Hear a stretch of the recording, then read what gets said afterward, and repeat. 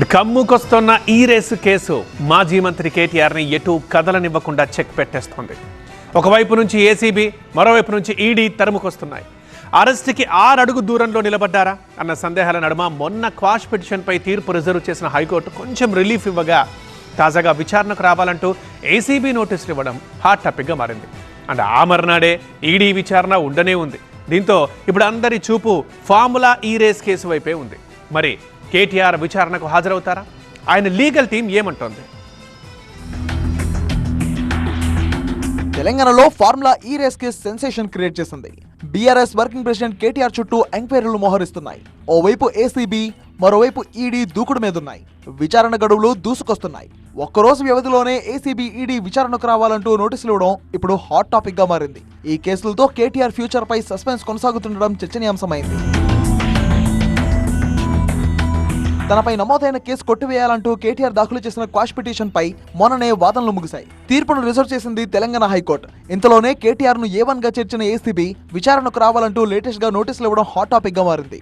ఈ నెల 6వ తేదీన ఉదయం 10 గంటలకు విచారణకు రావాలంటూ నోటీసుల్లో పేర్కొంది.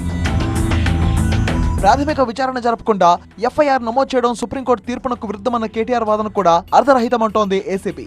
ఫార్ములా ఈ కేసు వెనుక రాజకీయ కక్ష సాధింపులు ఉన్నాయన్న ఆరోపణలు కూడా కొట్టిపారేస్తోంది. అటు కేటీఆర్ పై ఫిర్యాదు చేసిన మున్సిపల్ శాఖ ముఖ్య కార్యదర్శి దానా కిషోర్ నుంచి వాంగ్మూలం తీసుకుని సిద్ధంగా ఉంచుకుంది ఏసీబీ. విచారణకు సంబంధించిన క్వశ్చనరీని సిద్ధం చేస్తోంది. ఇటు ఈడీ కూడా కాచుకు కూర్చుంది. ఏసీబీ నమోదు చేసిన ఎఫ్ఐఆర్ ని ఆధారంగా చేసుకుని మనీ లాండరింగ్ నిరోధక చట్టం కింద కేటీఆర్ కు ఇప్పటికే నోటీసులు జారీ చేసింది ఎన్ఫోర్స్మెంట్ డైరెక్టరేట్.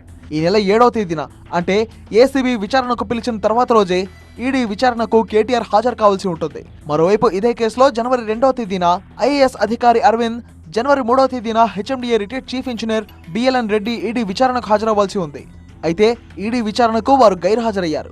గడువు కావాలని కోరారు. దీంతో కేటీఆర్ విచారణ మర్నాడు బిఎల్ఎన్ రెడ్డిని, ఆ తర్వాతి రోజు అరవింద్ కుమార్ ను విచారించనున్నారు ఈడీ అధికారులు.